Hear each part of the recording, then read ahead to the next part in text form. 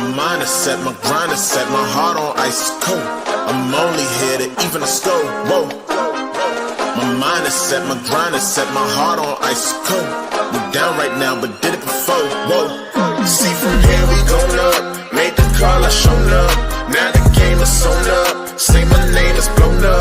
We up, we up, we up, we up, we up, we up, we up, we up. See from here we going up. Made the call, I shown up. Now the game is sewn up. Say my name is blown up. We up, we up, we up, we up, we up, we up, we up, we up.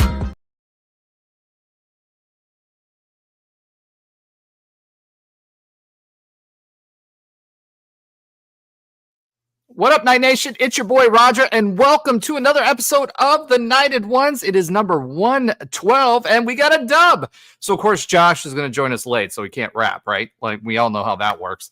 But anyway, we'll talk about OSU and how we were able to overcome, quite frankly, a terrible start. We'll talk a lot about the next game that we have coming up against BYU. Actually, we won't talk as much, but we'll have a little bit later this week, around Wednesday, we'll be dropping a preview show that we'll be doing with a BYU insider, as we did last week.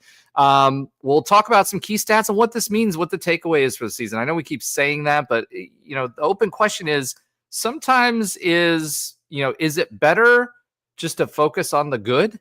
And for this season and preparation for the next, we'll see. We do have some recruiting news to talk about, so that's exciting. We got some commitments and some guys that may or may not have put in a silent commitment, so we'll talk a little bit about that. Then we'll talk about PFF scores. UCF Hoops has some news coming down the way right now, and some updates on the NCAA that'll be affecting UCF. Specifically, again, another update on the CSC NIL and how that affects us and how we can spend money. All right. That's going to be pretty much the whole show, other than getting a little bit of listener love in. So without further ado, let me go ahead and bring to the stage the one, the only, the tallest man in all of Night Nation, Ben Stout, besides Taco Fall.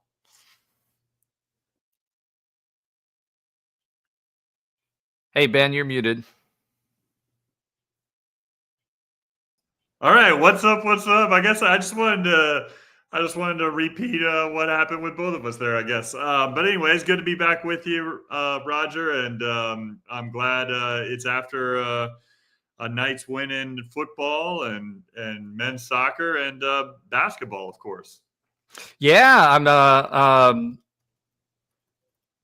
I'm excited about basketball. Actually, I mean, we were always excited about basketball non-con, and then we end up running into the buzzsaw that is the Big 12 conference. It's tempered excitement right now. Yeah, Big 12 exactly. is definitely the Big 12, but still, I am excited to see some good things and potential out of this group of players, which is obviously all brand new, which is what we're used to the last few years.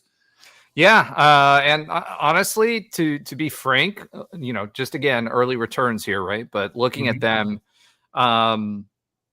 collectively as a group, the group of people that we brought in, how they're playing with each other so far, there's a lot to talk about there. And I want to get into that when we get to the hoop segment, because I do think this may be one of the best ones we've had since then, since we started going down this path.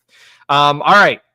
I know Trey is tired of waiting, so I'm going to bring him to the stage. Welcome to the stage, everyone. Your favorite 2017 football player besides Mackenzie Milton, Trey Neal. Welcome back to the stage. And Shaquem Griffin. I'll never. Oh yeah, I can't. Well, Shaquille, you got to add that. Okay, listen, we're not going to go down the list here because you'll just keep getting pushed further, and you're going to screw up my intro completely. Yep. I mean, come on, man.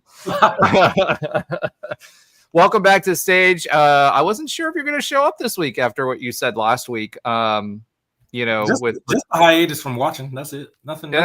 Well, I mean, I told you that it was going to be a win, so yeah, I'm just saying. You're right about that. Thank goodness. Yeah, thank goodness, right? I was there, so I was not too happy in the first half. Let's just put it that way. All right. Josh Lazar, who's last but not least, but will really be last this week, will be joining us a little bit later. He's tied up with some work, but he is going to jump on here.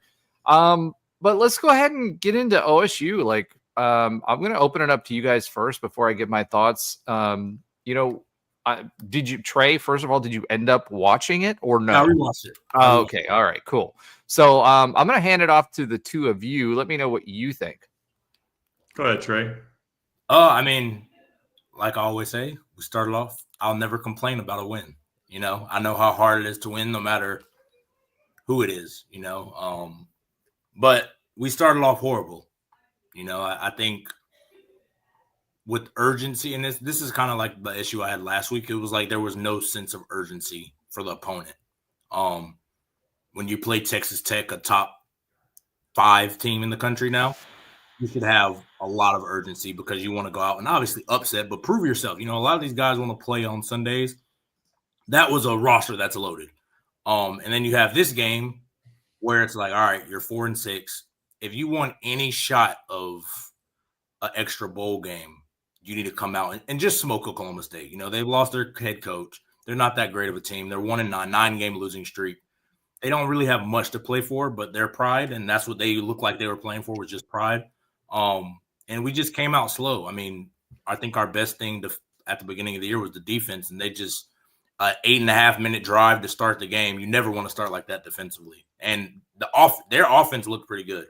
But again, overall, they weren't. Let's talk about that though, because I'm interested to hear defensively what you were seeing, because what I was seeing was, at that first drive, they just kept going to the edges. It's been 2 weeks in a row that the edges, which is normally a big strength of ours, didn't do well. And now the second half, Isaiah Nixon picked it up. We were getting more pressure with the defensive tackles, but they didn't do well. So they went to the edges, stretched the field. Fields was their running back's name. He was they were just throwing short dink and dunk passes out there. We knew the quarterback that we were playing against, we wanted to get pressure on him. That's what we were talking about. They were getting out early and often. And what was interesting to me, and I'm really interested in your take on this, is the defensive back situation, because they were either playing too shallow, right? Or they were just out of position. And all season long, they haven't been that way. So was there, I didn't see anything that OSU, their offense was not anything super complicated. They had some good blocking schemes. I will say that, for the running game, inside running game, but the outside, nothing. There wasn't a bunch of trickeration. There was nothing there that would tell me that either the DBs weren't in the right place in space, or they were a step too far, or took a wrong angle, or there was a bunch of different things that I saw on the defensive front from the defensive backs in the first half that I hadn't seen all season long. What were you seeing? Yeah, I mean, it looked like that's what it looked like to me, was just they didn't play. They were in bad positions a lot. Like you said, the edges were getting. I think that's what Oklahoma State's game plan was, just kind of let's see if they're going to play sound defense. That's ultimately what it is when your edges are getting beat like that. You're not being sound on the edges. And then just tackling in space, at least early. I think we made adjustments, which, again, I'll never fault. That's one thing we complained about with the last regime, was lack of adjustments made at the halftime. And I think they did make adjustments. But, yeah, I saw they were making adjustments after the second series, right? And what they were doing with the back, with the backfield, right? And the defensive backs. When I was watching the defensive backs, where they were, how we were playing with our safeties, how we were rolling the safeties in and out. They were trying to get, I will say this, Oklahoma State was trying to get matchups, or favorable matchups, with regard to our defensive backs. You could see with their motions when our safeties, one rolled on, one rolled off. They were trying to get matchups with their best player versus a safety that they thought they could do better against. And then the other thing, too, that was kind of crazy to me was Braden Marshall. Braden Marshall and number 5, I can't remember his name right now. Oh, goodness. Anyway, both of them had terrible first halves. Terrible. Terrible. DJ Bell is who you're thinking of. DJ Bell, yeah. And DJ Bell's been great all season long, right? And whether it comes to tackling or whether it comes to, just biting on something, both of them I was watching both of them and I'm just like, this is not good. And these are good players. They're not Very bad good. players, and they've played really well all season long. Like, I don't know what was going on there, but it just really stood out to me. It stood out to me in person because I was at the game. It also stood out to me when I was watching it back. Yeah, I have no idea. It just, I mean, it happens. Sometimes you come out slow. It's just, I don't know, man. It's the way they were playing isn't like a come out slow type of mistakes you were making. It just looked like they were just out of whack, not really playing comfortable or confident. And then again, like you said, it was just the first half, because the second half, completely different story.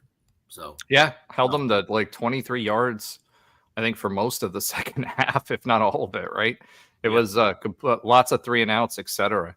Ben, I know we've been talking defensive side of the ball. What were your takeaways from the game?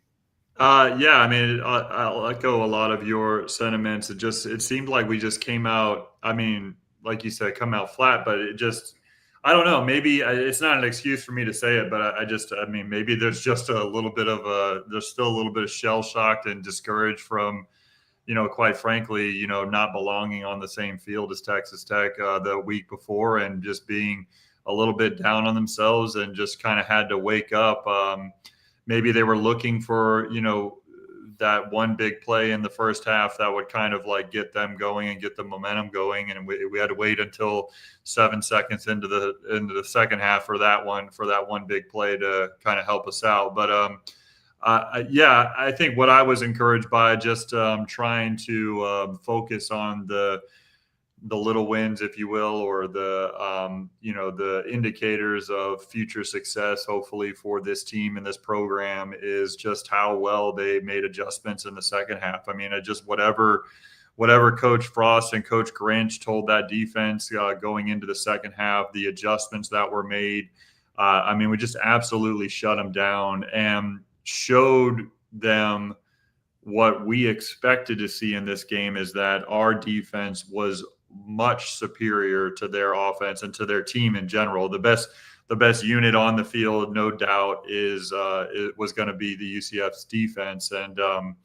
they luckily showed that in the second half, and a little bit in the second quarter as well. But certainly in the full second half, I mean, just kind of came out and really dominated that game, and we were able to put enough plays together on the offensive side of the ball to just get the job done. I mean, Taven Jackson was able to just make enough throws and enough plays towards the end in the fourth quarter to put us in position to win the game. And I'm just so happy that we were able to pull that off. That would have been an embarrassing loss this year. It would have been, in my opinion, just one of those losses that kind of makes you really question the process that we all believe that we're in right now of trying to rebuild and put this program into a better level moving forward. We knew it wasn't necessarily going to be this season, but seeing a loss like that after we got smoked in Lubbock the week before would have just been it would have been really, I think, detrimental to just our feelings on the direction of it. But I always give Frost credit in his honesty in the press conferences, in the sense that he might say a few things that are a little bit coach speak just because he's been doing it long enough by now. But he doesn't really shy away from showing how he really feels about the situation that he's in. He's not faking anything. He's a genuine person. And I think you saw that in the post-game press conference, just how he's glad that we got a win in that situation. Certainly for the seniors, glad that they, went out in the bounce house on top for the last time this season, but really not satisfied with the way some of the things have gone this year, and certainly some of the ways that that it went for us in that game, and continually trying to push to get better. And that's what we have to look forward to. I don't know if we necessarily have a whole lot to look forward to coming up on the road against a really, really tough opponent. But that being said, I don't want to necessarily discount that we were able to get one more win this season and get to 5 wins. It's quite frankly with a team that was, I don't want to say cobbled together because I don't want to necessarily disrespect the players that came here this year because I do believe we do have a good amount of talent. But just to think of the amount of on paper talent that we put together in last year's UCF team versus this year's UCF team.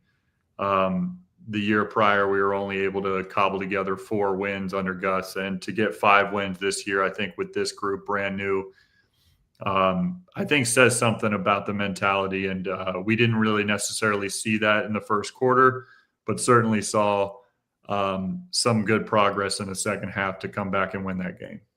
Yeah, so for me, there are a few things. I mean, you both said a lot, right? So I want to pick a few themes out of it. Number one, we didn't talk about the offensive ball. I was outside of the ball. I was talking about that. From the positives, really, Philip Dunham. I mean, what a superstar, and Bellamy that have come through and really showed out. Right, again in this game, both of them did really, really good job. When we're talking about the offensive side of the ball, the other thing that really, I think I saw this week more than I've seen any other week on the O-line was just how many missed assignments there were against OSU. This was not a great defense. And our offensive line, just watching them, like, it's funny because you're in the game and you're seeing it and you're seeing the breakdowns at full speed, right? But then when you watch it back, and I was able to watch it on ESPN, and I don't know what was going on with our production for this game. I mean, it was wow. Bad. So that being said, it was a great game to be at. The weather was great. It wasn't too hot. It was great. I don't know if the T-38s were an omen. They were 2 minutes late for their flyover, so I don't know if that was an omen for our offense to start late. But the big thing that just really stood out to me was the O-line, and we know that we only had Paul Rubelt basically coming back from last year's O-line. We're our third string center. And it's pretty clear that if it wasn't clear to you by now, we need an overhaul, right? Yeah.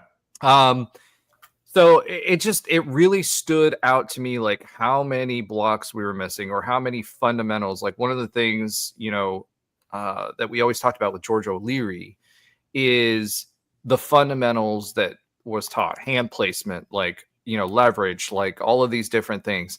You didn't really see that. So the good news is we're going to get time to get some new folks in to help out with that kind of stuff. And I think that will help next year.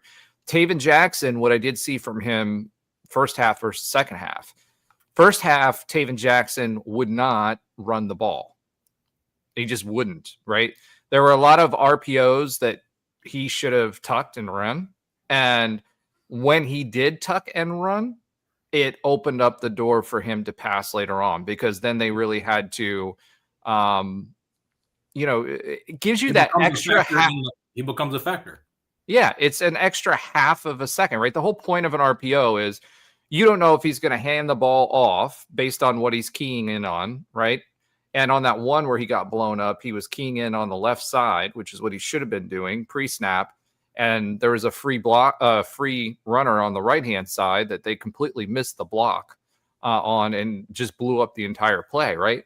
On that Nixon, I think it was Nixon that got blown up. But at the end of the day, what I saw different first half to second half is if you have to account for someone actually tucking and running and the pass, because he has the ability to roll out, and we saw that again in the second half. We saw that all season. He has the ability to roll out and throw on the run, which gives the receivers time to get free or do comeback routes, right? Because they'll run their route, and then when the scramble drill starts, they're taught to come back to the quarterback so that the quarterback can throw a ball to them and get open. So those are all good things. We saw all of those things in the second half, but he was absolutely terrible on those reads on the RPO. Again, that changed 3 or 4 games ago. Right. And right before we came out of the bye week, before he was tucking and running. And so we need that extra layer. We need that extra dynamic. You definitely saw him running, and he isn't the fastest guy, but he's fast enough. to get loose. And so that was great. Unfortunately, he had to run a little too much because his pocket collapsed pretty quickly on a lot of those plays, which was a strength for us. Had been pass pro all season long if you look at the PFF grades. But that was the missing piece, I think, to open up some of the rest of the plays that we had, especially in the second half. You just got to think that maybe he's just a little bit gun shy because he's just been banged up half the year, and it's probably weighing on his mind and maybe even but scheme wise, like tell the coach is telling him not to. Hey, we have 2 quarterbacks here, and then we got to go to Brock Hansel if we lose both of y'all. So just protecting himself at all costs is probably something that is in the back of his mind, if not literally told by the coaches. So I think that if he was 100%, I hope, because I don't know for sure, but I hope that if he was 100% healthy, maybe that part of the game would open up a lot more. And I agree with you. If it were to open up a lot more, like we saw flashes of in the second half, it certainly helps his overall game because you got it. I think in this offense in general, and I think we're all trying to figure out exactly what the future of this offensive scheme is going to be with Coach Frost, because it's certainly a hybrid of what we used to have with UCF Fast and what we have now. But I think that we all know that having some sort of threat in with their feet as a quarterback is going to be a part of this successful offensive scheme. Let's put it that way. And so hopefully we'll see more of that in the future. Well, scheme versus system, right? We won't see Right. the system. We did scheme, and we schemed what Coach Frost That's said fair. throughout Yeah, throughout the whole. And I didn't mean that to come across anyway, but just making sure, because we've been talking about it the last couple of episodes, right? No, it's fair. I mean, it's scheming versus the opponent versus your system that you're trying to run. I get it. Yeah, it's a good Exactly. And so, like, from the scheme perspective, one of the things that we have been doing is since we don't have a system in place, we don't have the players, and we keep losing them. Frost said, hey, we've had to scheme every game, which means you're trying to identify different ways that you can get matchups that you like, or strengths versus their weaknesses that you like, that you can set that up in. Unfortunately, and what Frost said in the presser in one of the more recent games, in the last game or two, was that he said that the players just aren't. Why you keep hearing this execution thing is, in a system, you're pretty much doing the same thing within the system. You're just changing a couple of things up, right? In a scheme, when you're trying to scheme for each team every week, you've got to have players that can absorb that and can then, execute on that and are fundamentally sound. We don't have those players. And Frost admitted it. So it's kind of a double whammy. Plus, we're light, right? So that's been the other problem. And then when it comes to the running thing, and Trey can talk about this too. I played middle linebacker. He played safety. Those are the quarterbacks of the defense, right? Yeah. When you're talking about, putting in an extra wrinkle, you've got keys that you're looking for based on, so wherever you set up, whether you have a base defense or otherwise, wherever you set up, you make adjustments based on what they're doing, right? If you can read that they're pulling or they've got an overloaded line on one side or whatever, there's different keys you're looking for. And then you've got an assignment. And based on what those other players are doing, just like on an RPO for a quarterback, based on what your assigned players are doing, whether you're on the defensive line or a DB or a middle linebacker, you're going to do one of two things. And it happens really, really fast, right? And so when you have a quarterback that now has 3 options, you've just added more keys for them to process in a shorter period of time. And, depending on which key that defense picks, and that's why you get that running start before you hand off, right? To give you a little bit of time to see what the defense does once the ball is hiked. Depending on what you see is going to tell you whether you tuck or not. And a lot of times they'll be keying off an end, or they'll be keying off a linebacker to see what a linebacker does if they're crashing down, or pre-snap if they see a DB that's crowding or coming up or is going to rush, they're going to be looking at that as well, right? So those are the things. So if you can run, or you can pass, or you can hand the ball off, now they've got three things that the defenders have to keep an eye out for, which creates more opportunities for you to take advantage if you're reacting to what the defense is doing, because they have to commit to something based on the speed of that. And that's really what we're looking for when you have an RPO style offense. And on top of that, if you've got an offense that can consistently, you've got an offense and a quarterback that can consistently make the right reads, the chances of them blowing up the play become infinitesimally smaller, or an order of magnitude smaller, because they've got three things that they've got to contend with now instead of two. Same way when we bring Davi in. Everybody was screaming for Davi. I hope this week and last week showed you again, he's not ready to run the offense. He only had 200 or so snaps, running the offense before all season long, which is nothing for a quarterback, right? Especially with all the decision making he had made. So they kept it real simple. Most of the time he was taking off and running. That works the first few times, but not it was just like when we had the Miami transfer quarterback. I can't remember his name right now. He's Ja'Cory. When Ja'Cory was in there, everybody knew he was going to run. So what do? You crowd the box and you commit to the run, right? You don't have to make as many choices as a defender. Same thing happens to Davi. He's just not ready for that. That's why, to your point, Ben, we said earlier, and we did hear that, you had the hamstring pull for Taven. You had the shoulder that was messed up, and it was hurt twice, right? Yeah. It was hurt early on and then hurt again. Ja'Cory has a grade 3, grade 4 sprain. That's why he's not playing. Cam played with broken ribs. He's still recovering from that. And Taven Jackson's gotten hit a lot, so he's still playing hurt. But that hammy, it's been a couple of weeks since we heard about the hammy, and it looks like he's starting to run a little bit better. He's not gimping as much. So, that's important for us to have. Now, does all of that matter against BYU? No, in my opinion, right? Because BYU is just that much better. But we'll talk about that a little bit later. All right. So, if we're just looking at the stats, because we always look at the stats, right? We beat Oklahoma State in every single stat. The key to the game for this was make their freshman, not true freshman, but freshman quarterback uncomfortable, right? We didn't do that in the first half. We definitely did that in the second half. So Walker was starting to put pressure up in the middle. We were getting pressure off the edges. We were bringing somebody down, so that was good. But first downs, 16 for UCF, 12 for OSU. We completely shut them out in the second half. I think they got one first down. So 11 out of their 12 first downs was in the first half. That's nuts. I don't know how many of those, conversely, for us for first downs in the first half versus the second half. I just know that number. They were 4 for 13 on third downs. We were 5 for 14 on third down. So move the chains on third down. 1 for 2 on fourth down efficiency for them. 2 for 2 for us.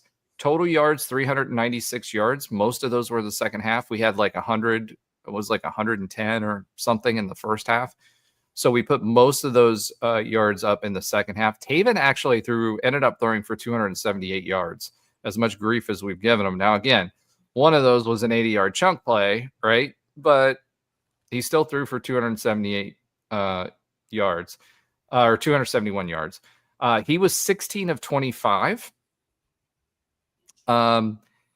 Their quarterback was 13 of 28. I don't remember him passing it 28 times, but he only completed 13 of those passes.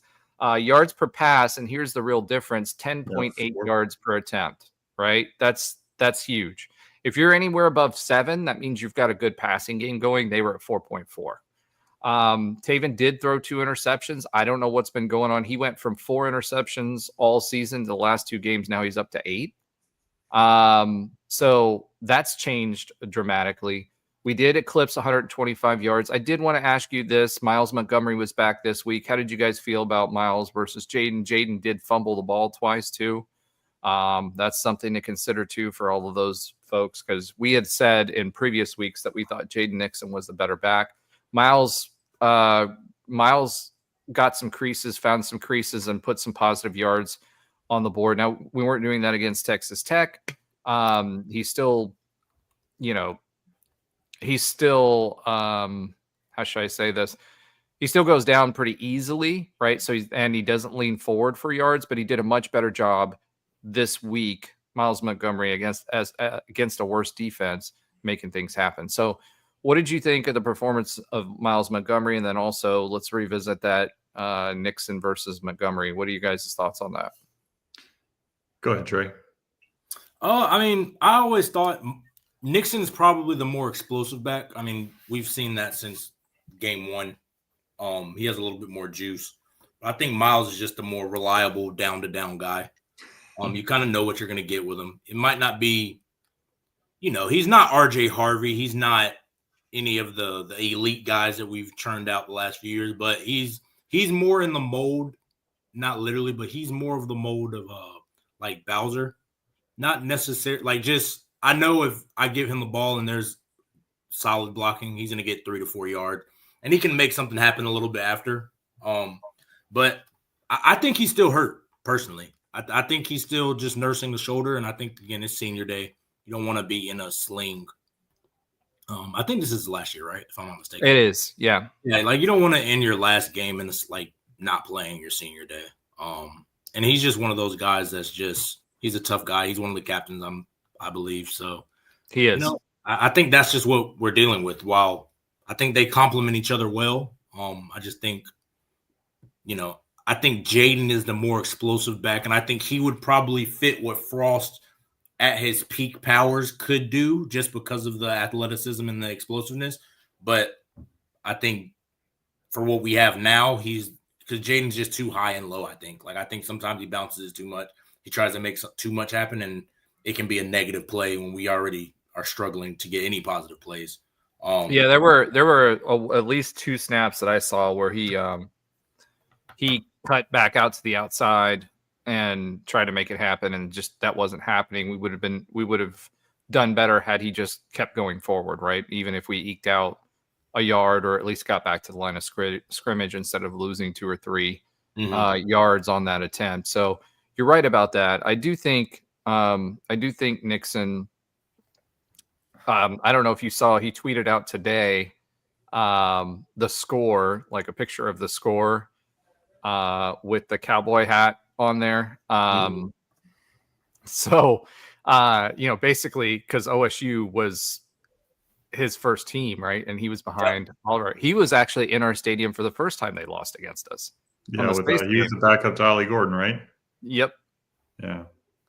I smiled when Trey described the 2 backs in that way, because that was literally that was taking the words right out of my mouth. I mean, explosive versus reliable. Like I think Miles Montgomery has just been I believe he's a captain on this team. I mean, he's a vocal leader. He's somebody who Frost has looked at from the very beginning since he came in here. As far as Frost coming in here and getting to know the players and everything, I think Miles is somebody that he's really taken to, and for good reason. And I think that just reliability that Miles has, I think, has shown through when he's been healthier this year. While Jaden just has that more, he's more of a home run hitter than Miles Montgomery is. And so their roles, I wish their roles like complemented each other a little bit more this year. I wish we were able to kind of utilize it against some of the better opponents, utilize some of that kind of thunder and lightning mentality of setting them up with some of the runs that Miles can do, and then obviously popping an explosive play with Jaden a little bit better. But man, that I forget the offensive lineman's name that jumped on the football, but Cushman. What was that? Cushman. Yeah, Cushman. Yeah, for sure. Cushman jumping on that football in the 4th quarter after that Jaden Nixon fumble was just, holy cow, man. That was a big time play, obviously, because we needed it so badly. that potentially saved the game for us. I think it probably did, and just so I'm obviously glad that he was able to do that. That and the fact that we didn't get called for a pushing in the back on that last TD. Right, yeah, right before it. Back. Arguably, our own player almost caused the fumble there, but yeah, it's between those two. I mean, I think they've both shown some great things, and it's just at that point of the season where we need them in certain spots, and we trust them in certain spots. And unfortunately, Jaden had a couple fumbles there. We got to clean that up, but for this last game of the season. But I feel better about our running back options, at least this year, than I ever have about our wide receiving options. I feel like I've been very disappointed in, especially the depth of a wide receiver this year. We've just got really nobody to rely on outside of two players, in my opinion, in Dylan Wade and Wayne Charles, which we saw both of them had a good game this game, and it's been no different most games this year that the two of those guys have been healthy. But besides that, it's just been nothing but disappointment, in my opinion, on the wide receiver front. So I don't mean to kind of switch gears there, but that's kind of I mean, I was just about wide receivers versus running backs. That's for sure. Well, I was just going to add on to that.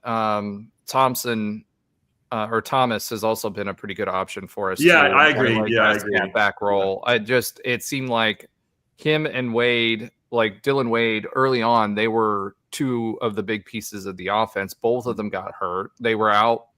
Wade was out for 3 games, and then had that alligator arm when he tried to come back. So he needed another week. And then Thomas, he also had challenges. The Dahmerkamp went out, so we've had a lot of injuries. I'm with you on that. Well, and then you've got, it's just at different times, right? So we haven't had 3 receiving threats on the field at the same time, which makes the defense cause again, it goes back to the theme of what we've been talking about, which is you've got to make the defense make decisions and pick and choose what they're going to try to defend. And then the offense's job is to try to take advantage of that. When you don't have the receivers on the field at the same time and really have more than, 2 receiving threats, it kind of makes that a little more difficult. So that's a piece of it. The other part of it is Wade and Charles, he's shown a lot of flashes all year long, and he's now finally in this game, he did a really good job of starting to show what he's capable of. Right. Yeah. So he had, I believe it was 6 catches for 78 yards, averaged 13. So that, Wade and Charles is going to be, he's going to be good. And he's showing signs of figuring it out. You've heard Trey and I talk about it all the time. He's a true freshman. It takes a minute for you to get used to the speed of college football. And the guys that are 4 and 5 stars, they're because they have the physical prowess that they can out athlete people, which is why they're successful earlier in their careers than what some of the other folks are. We don't have any guys right now that are those guys, right? That can simply out athlete people. And then it doesn't help, DJ Black had 3 drops. I think that's the reason why I'm down so much on the receiving core is maybe it's expectations versus reality, in the sense that I thought DJ Black was going to be our guy this year. I thought he was going to be this version of, this year's version of our. We all did. Yeah. And he's been the biggest, in my opinion, besides the offensive line, just as a unit. I think he's been the singular most disappointing offensive player on our team. It's just he's just been kind of nothing for us, and in some cases a detriment with the drops. And so he had a lot of promise going into this season, and I think that with my expectations that I had for him being more of a focal point and being successful here, is just it's been a disappointment. We had the speed, and Day Farmer was doing really well, and he was good. Right. Then he got hurt early on before the season started, so we lost him. So there's been a lot for us to deal with. But yeah, I mean, the Black's fast. Like that's his advantage, right? He has speed, like straight line speed. Mhm. Unfortunately, his Super hands, speed. yeah, his hands just don't match, right? Like that's the problem. You know, to me, what we did when we played, and Trey, you tell me, those guys, because I make fun of you all the time. Our thing was if you got guys like that just can't catch, you put them on as defensive backs, right? Like Play defense. you're now a cornerback, right? They were Right. receivers. All the cornerbacks were receivers that couldn't catch, right? That was the whole thing for us. So Because we're getting the speed on the field no matter what. That Yeah, speed is gonna exactly. get on the field. We're gonna find somewhere. So that's kind of like that's kind of my thing with Black, but it's hurt us because it's killed drives. And what teams have been doing to us, we've either gotten behind the chains, right, or got behind the downs, right. And when we don't do well on first down or second down, it's tough for us on those third down situations, right, because of the amount of weapons that we have, and they can pin their ears back. And our offensive line doesn't really give us the time to make anything happen. No razzle dazzle. It's kind of hard to razzle dazzle when your quarterback is getting his lunch eaten. Now, then again, you know, you've got the whole quarterback situation to begin with. We don't have any depth behind it. Taven's been injured, etc. Right? So that doesn't help. It compounds it. And so what teams have been able to do is, you know, they play ball control, and that's how teams have beat us. I mean, think about it. Houston did it. Cincy did it. OSU tried to do it. And when we got down early, that was their game plan, right? Because they were trying to protect their quarterback because they knew he'd turn it over. Short passing game, run on your running game, try to stretch the field, wear the defense out long drives. And what ended up happening is the second half, our guys came out and we just tightened up. And because we tightened up and we got the ball back, we were able to score with good field position. Econ Advisor says Dummercant is still out. He was mauled by Tech, twisting his neck all the way around. Yeah, I mean, there was that. Then there was the gator roll on Taven that was not called on a late hit. You know, there's been a lot of that going on. Baylor was really, really bad about that kind of stuff too. When we played them, we had a lot of guys getting hurt there. So it'll be interesting. BYU's not any better. They're known for that, right? They've always been known for that, is creating injuries and playing a little dirty. So speaking of which, there was this big controversy. I don't know if you saw this with Cincinnati and how BYU, like Cincinnati fans were saying, F you, BYU, you know, and whatever. Now, they got fined. We did it during our game against them last year, and we did not get fined. So I'm just saying, and this was after they had made this huge donation to their student food pantry, like 150,000 pounds of food for the. So, you know, well, no matter what you feel about BYU, their fan base always steps up for the local community. So at least try to give them a little bit of a pass.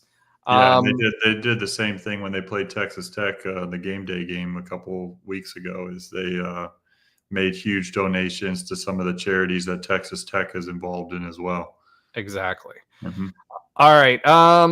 Outside of that, you know, I think we've covered pretty much everything that's there. We averaged 3.5 yards on rushing attack, so that was better than the 1.8 against Texas Tech, but I was expecting more. Ain't that hard to get much worse? Yeah, like Econ Advisor says, opponents' defenses keep us in front of them and wait for us to kill drives with penalties. Yeah, 100% on that. Because we do hurt ourselves, right? And they're trying to limit our explosive plays. And because we do have the ability, if we get loose, we have the ability to have some explosive plays, especially on our earlier tape. But again, those injuries have mounted. 10 penalties for 72 yards, and a team without a coach, I mean, without their head coach or lost their head coach, two penalties for 20 yards on the road against us. So, yeah. We definitely penalties have been a big issue along with injuries in our offensive line. Well, this game we did defensively. We did get 2 sacks and 4 TFLs. Usually we do a little bit better than that. The pressure was not good in the first half. Second half, we did much better. We had, however, 5 passes defended, so we got our hands on the ball. We had that one deflection that almost turned into a pick as well. What I did like seeing out of our defensive backs the last 3 or 4 games have been that we've been playing more aggressive. Now, early on in the first 2 series, we were playing with single high coverage on the safeties, or we were bringing the safety up in favor of trying to rush them. And what that ended up doing was the rest of the defensive backs have to pay a little bit more cushion, and so they were late. There were a few times early in those early series that if we had played a different scheme defensively and not relied on the pass rush, which I don't blame us for, right? Because they had a pretty bad quarterback and a pretty inexperienced quarterback who turned over the ball a lot. That's what I, in fact, said the keys to the game. Unfortunately, it left us open, and a lot of those plays would have been intercepted earlier. We would have had turnovers earlier that would have kind of set the tone a little bit differently, I think, for us that were missed because we chose to do that. But after the second series, the defense adjusted. We played more, our zone is typically pretty good, but we do better when we have a safety or a couple of safeties back there and play that type of coverage against teams anyway, because it allows us to be more aggressive with our cornerbacks and DBs to disrupt passing lanes or go for interceptions, etc. Okay, so talked about Bellamy. He was huge this game. Wade and Charles. I'm not really worried about the fumbles. One of those hits was just a massive, massive, massive hit. Yeah, exactly, Econ. We talked about that a little earlier, I think, before you jumped into the chat. I don't know if you saw it, about the importance of making defenses have to account for 3 different options when they're reading their keys versus just 2. We talked a lot about that and kind of got into the minutia of that with Trey. And that's a huge, huge deal, the fact that he's running. Shout out to the shirtless section. And I got pictures of that when they first started and how it ended. That's kind of a thing that's kind of taken over college football, and we participated there. Unfortunately, the reason that we're participating is because we were sucking wind the first half. But that was good. And then, other than that, one other thing that I did want to say, or two quick things I wanted to say. I was in the lower cabana for this game. There was a guy who was dressed up in all OSU gear, had a OSU badge and like neck thing. He had a headset on, full-on headset, and he had a play sheet that he had, a laminated play sheet.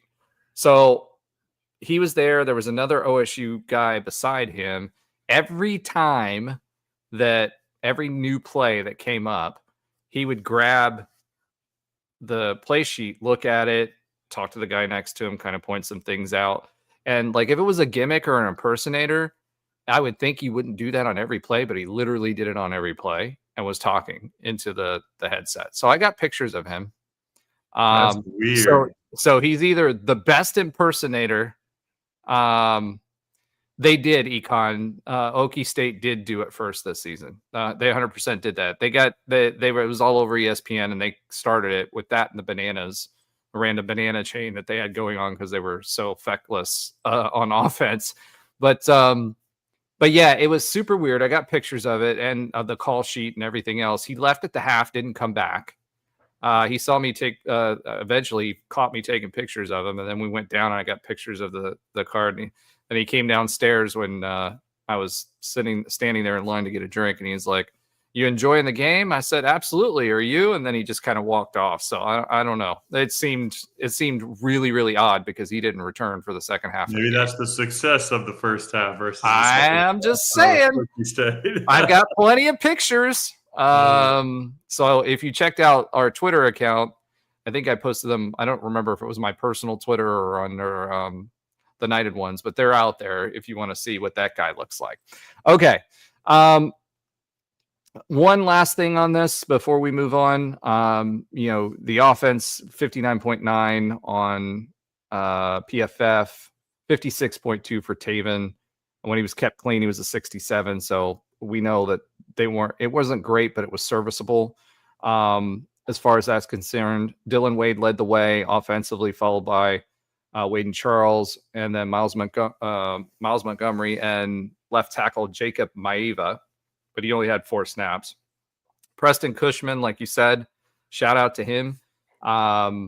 He did actually pretty well, above average. I hate to say this, above average is good, but with the way this offensive line has been playing, above average is good. And remember, we don't have an offensive line coach right now either to help them overcome that stuff. We brought another guy in, but it's not the same, right? So that'll be a big hire for us this offseason, is to see who we bring in as an offensive line coach. So I'm excited about that. Econ says, got some night transfers from Northern colleges, love to play in cool weather. Yeah, Frost made that joke in his press conference today about, I don't want guys playing for me that don't like to play in snow and cold weather. And my response to that is, I played in snow and cold weather, and I absolutely hated it when it got to that point of the season, because every hit that you hit somebody, it hurt. And Trey said he hated it when he was in Nebraska as well, after he left here for his senior season. And I don't know, man. If Frost likes that, let him go. It's supposed to be 30 degrees and cold, which does not bode well for Florida boys typically. And then, lastly, I just wanted to say this too. The title of this is, it's the little wins. And I think there are little wins here, right? I think we identified there were so many question marks and other teams making fun of us for our choice of defensive coordinator. I think we've shut everybody up. He's a good coordinator. We made some good pickups defensively. We've got some of those guys coming back next year. So I'm confident that we'll be able to field another good defense. Our linebackers were the best they've been in a really long time since Tatum Bethune has been here. Offensively, I think, Wade was a smart pickup. Thomas was also excitable. And I think we've got a couple of young wideouts. And again, running back position, Tavion Swint should be back next year. Stacey Gage will be back next year. They were making a lot of noise and would have gotten way more playing time had it not been for the injuries. We get Day back next year. I don't see him transferring. Frost has said they've already, we've got now a general manager, right? So they've already locked down most of the defense that is able to come back that they want for next year. So that's exciting. None of this, hey, like Gus would talk about, yep, we finished the season or we're in between the bowl game. And, I'm having to have conversations for people not to transfer in the portal. So it's good that that's taken care of, that we've got admin behind that. And it sounds like the defense, the players that we want, have already signed on for next year. So that'll take a little bit of the pressure off. Offensively, I don't think we have to worry too much. It'll be interesting to see if Taven sticks around. I don't know if he will. We did sign 2 quarterbacks so far out of the freshman class. So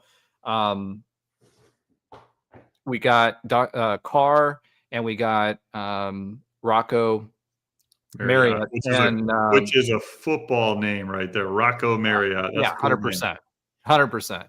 Yeah. So unfortunately, we've been talking about Kane Archer and whether he was going to stay or not. He left basically because of Rocco. He actually came out because he was getting so much hate, I guess, that he said, yeah, I actually told everybody about a week and a half ago, but I've kind of kept it quiet. Made that decision a week and a half ago. But yeah, Rocco Marriott, Utah, right? Yep, he went to Utah. He got picked up by Utah right away. Again, Kane Archer, I was excited for him. I would have loved to have kept him as well.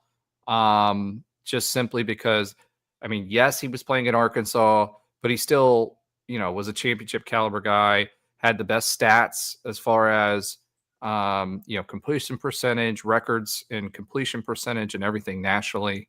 So this is a guy I would have liked to keep around and see what could have happened. He's listed as 6'1", but he's really 6 foot. From what I understand, the staff wanted Rocco the whole time, but didn't think they were going to get him. He's a Mizzou legacy. So his dad played for Mizzou. He ended up going to JMU largely because he was one of those under-recruited guys that didn't get a lot of visibility, but ended up as a 4-star. So there were a lot of people in the mix for Rocco. Mizzou made a push for him as well. It sounds like they went with another young quarterback that they were taking. So he kind of had the reverse Kane Archer, right? He was deciding. It was, from what I understand, everything was between us and Mizzou the whole time because of his dad. He grew up around Mizzou football, like the whole thing. He ended up choosing us. He's a bigger guy. He's 6'3". Think Blake Bortles type of quarterback. So for durability's sake, that's good for us. He's actually taller than Avery Johnson, and Avery Johnson's supposed to be 6'3". So he's 6'3", 6'4", right around there. So good sized quarterback. He's got good spin on the ball. So excited, but he committed today. Finally, that was out. So that's exciting as well.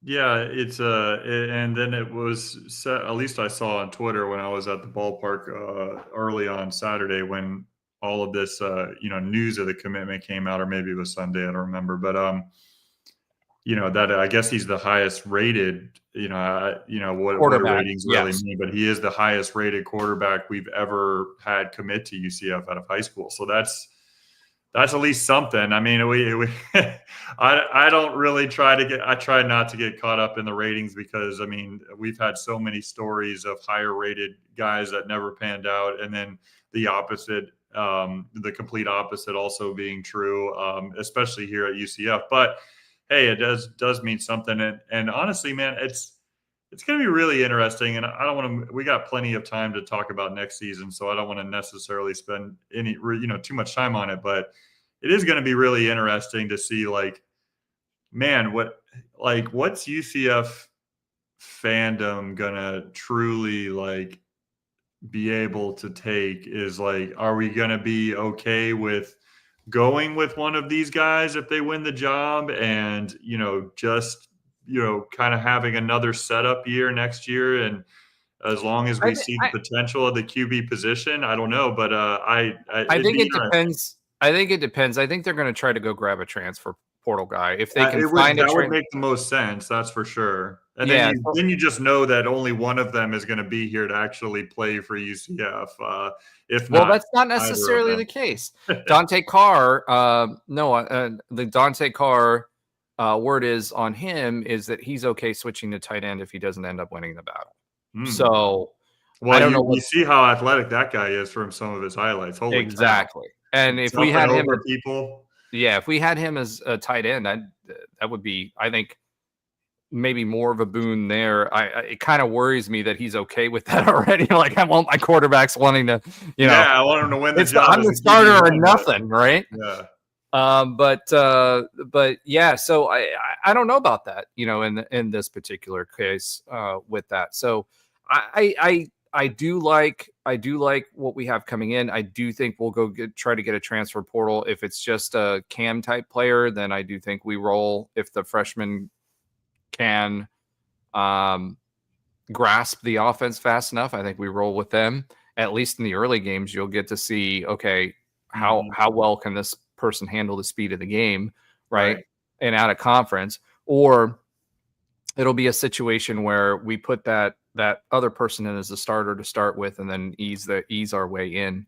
I just want to be, just as a UCF football fan, I just want to be excited about the quarterback position again. Like, excited about not only how it's playing now, but how it's going to continue to grow. Like, we've just been, I don't even want to call it unlucky necessarily, but we've just had just several years since Dylan Gabriel, basically, like, where we just don't have complete trust in the person under center. And that's just been a rough thing for UCF fans to go through. And so, they've all been injured. I hope it's a good thing.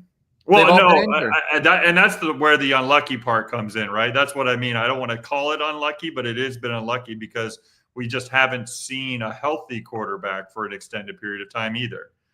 Oh, I agree with you 100% on that. Yeah. So, okay. Yeah.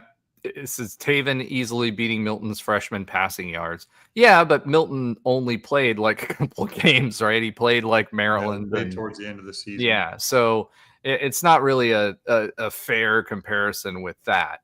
It looks like Josh Lazar has joined us. So let me bring him up and then we'll start talking a little bit of BYU.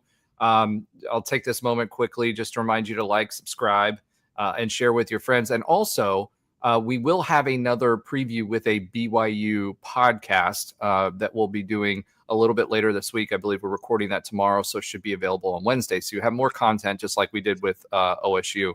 Josh Lazar, welcome to the stage. Trey went for another one of his infamous poos. He's been gone for about 20 minutes. So, welcome back to the stage, my friend. Yeah. He's not infamous anymore. It's expected. So if you, I don't know if Econ Advisor, if you've been here for a while, right? When this first happened, his iPad would run out of juice, like at the same time, every single time. And now he just ghosts us. It's great. We should have. I think he's just at the restroom, man. Either that or his wife. Now remember, we are thankful that he's here because he is going to be a father soon, and so that's all happening at the same time too. So he gets some grace. So all right, let's talk a little BYU football as Econ said. It's going to be super cold. It's going to be 30 degrees. So hopefully, with Scott Frost and his I want players that play in the cold, I hope he brings the heaters and doesn't pull a Georgia O'Leary Connecticut game on us. Oh God, I was there for that game. It was horrible. Oh, dude, we've had heat, we've had coldness. There's all kinds of things that are going on there that just are all bad news. Yeah, and Econ said Knights used an extra lineman to help the running game against Okie State. We actually did that two previous games as well. It just didn't help as much. We would bring, instead of a tight end, we'd bring a lineman in. Oklahoma State did the same thing. He says great safeties and linebackers agree. This is something that makes it hard, right? And what he says here, BYU has the biggest lines of UCF that UCF faces all season. And the key word in that is lines, because it's not just one side of the ball. It's both sides of the ball. BYU's defense has been really, really, really, really, really good because of their line. And their offensive line has allowed them to run the ball quite a bit and run it down our throats. So kind of like what we were talking about other teams were trying to do to us, right? BYU is going to try to do that with us as well. Econ says BYU has no depth in their skill players, wide receiver, tight end, running back. We'll talk about that with our BYU compatriot. But they were hit with the injury bug this year too. You saw Kansas State's coach Kleeman talking about how they were beat up, and in their last game was crying on at the presser. And I'm going to say this about that. I don't begrudge him for doing that. He was clearly emotional. They were trying to win, and I'd rather have someone like that than someone who doesn't care, uses the coach speak. Those are some real guys, congrats to them. And that's a real football team. Yeah, that's a real football team over there, right? So I'd much rather have someone with passion on my sideline. And it's funny, Coach Frost actually, he said a few words about that. That was nice today, but he was also it's funny, this version of Coach Frost, where he's a little more reserved on the sidelines. It wasn't too long ago that the get back coach was like pulling him back from punching a ref literally on the sidelines. And we were like, okay, where'd that Frost go? And he said he's calmed it down. He says also, with all the top coaches fired, we should focus on recruiting all their Florida players to transfer here. I think that's a thing. With Florida still not figuring out whether they're winning the Lane Kiffin lottery, I think that's an opportunity for us in recruiting too. Right now is the time. And I wouldn't doubt that there aren't players there that aren't first, starter players that were maybe freshmen that went there as freshmen or sophomore and didn't get as much playing time as they wanted. Dahmerkamp was a transfer from Florida, so we'll see what we pull in there. Yeah. So funny story about this. Econ says Frost mentioned how much older that BYU players are due to missionary time. Okay. So last year when we played BYU, I actually had this discussion with the same BYU podcast. If you look and go back. So he was like, that's not true. I was like, I don't believe you. So we went back and we actually looked at the numbers, and I did some prep and found out that the average age of the BYU player was like 21. I think it was like 21.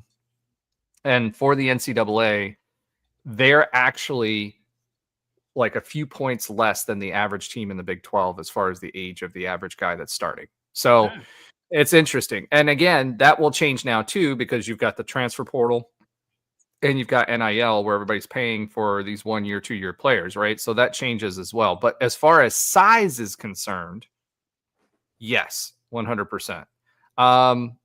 I don't know what Econ's saying here about they have the oldest basketball team in the U.S. I would think that would be Kansas because they started it. But I don't know. Maybe Josh, you can give us some background on that. You might All be right, saying besides AJ DeBansa, maybe the rest of the BYU basketball team is older. Okay, that makes sense. All right, I'm like, besides I AJ, took it obviously. as clearly the wrong way. Sorry about that, Econ. I Yeah. took it as the oldest basketball team, I guess, program. I'm like, doesn't Kansas have the very first one? Yeah. I'm just saying, Besides they invented it. DeBansa, Yeah. the BYU, the basketball team is it's probably pretty senior laden. I'd have to look it up. Yeah. So speaking of BYU football, we'll touch on a couple of things here. But again, on Wednesday, we'll drop another, more detailed look with a BYU insider. I'll be doing the same thing for him on UCF. So look out for that on Wednesday. So when you're looking at season leaders, Bachmeier has 2,300 yards passing. Taven Jackson has 1,900 yards passing, 1919 versus 2,304. Taven's 179 for 278, and Bachmeier's 187 for 297. So they're going to have they're going to try to keep it on the ground, right? Their running back Martin has 195 carries, 8 TDs, and 1,100 yards. So he's over a 1,000-yard rusher already. Miles Montgomery, which is our top running back, and again, he had some injuries, 676, 136 carries. Wade is our top receiver. Who's a tight end, 492 yards. Their top receiver is Roberts at 713. He has not been injured, so I think he's played every game. Wade was out for 3 games, so that's interesting. But they're not as explosive as what we are. This is going to be a ground game, defensive Latin. Can we keep your defense on the field? So the key for us is going to be getting them off of the field, right? And making sure that we get a 3 and out here and there to give ourselves opportunities. The other key to the game is, for us is, hey, our offense has to do something early. We can't wait until the second half to score. I mean, we can't get blanked again. And by score, I don't mean a 1 field goal. I mean, at least 1 to 2 touchdowns. I feel like in order for us to win this game, we're going to have to score at least 30 points. If you look at our last 5 opponents, obviously we've got 2 wins. They've got 4 wins.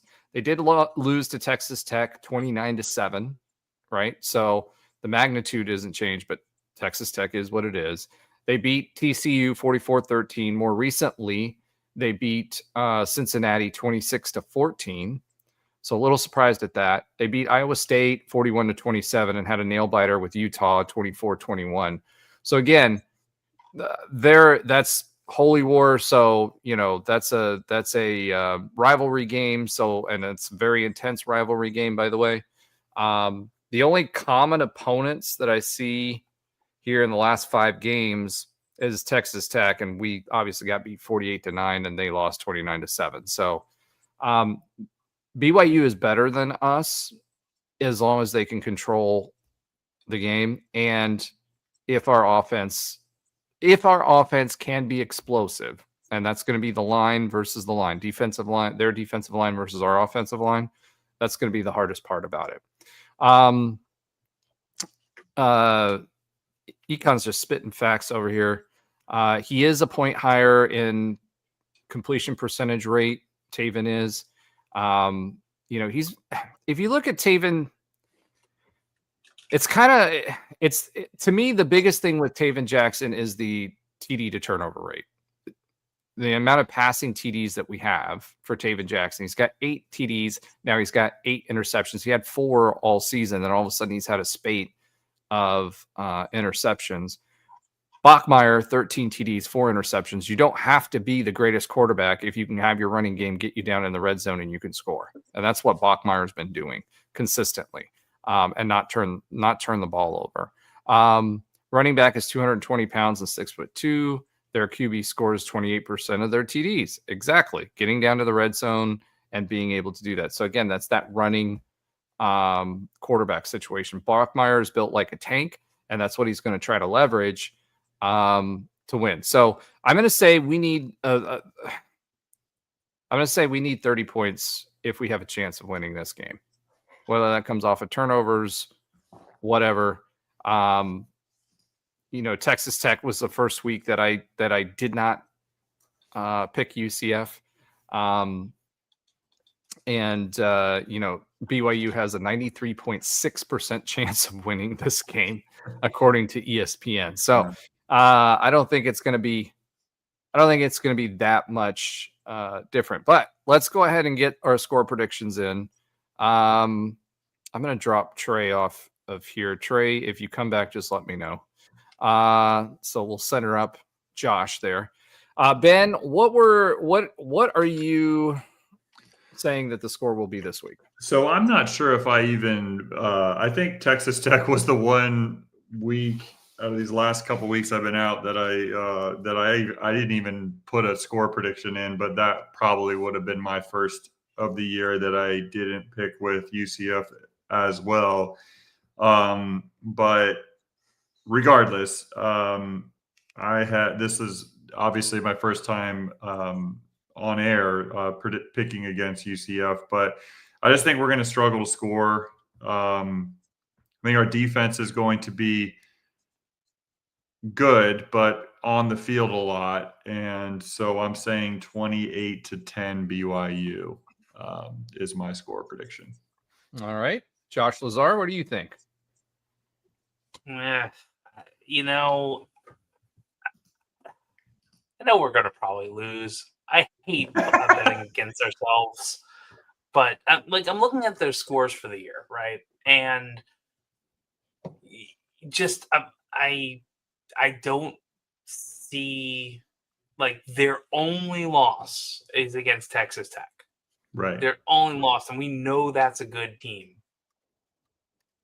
And they're, I don't say blowing out, but they're beating down TCU, which is TCU is a really good team. I think better than their record with Josh Hoover. They're beating Iowa State pretty handily. Somehow they only lost won by 14 versus West Virginia, but they're a weird team. They only beat Colorado by 3. Yeah, we don't have the horses. We just don't have the team. If we were at full strength with everyone available, I still think we could probably get a closer game. It's going to be something like 38-10 BYU, maybe 38-38. Yeah, it's going to be bad. It's going to be bad, and I have to pick them because, and it's not a faith in the team. It's just we've had so many losses in this team, and not. I think they'll fight. I just don't think they physically can do it. All right.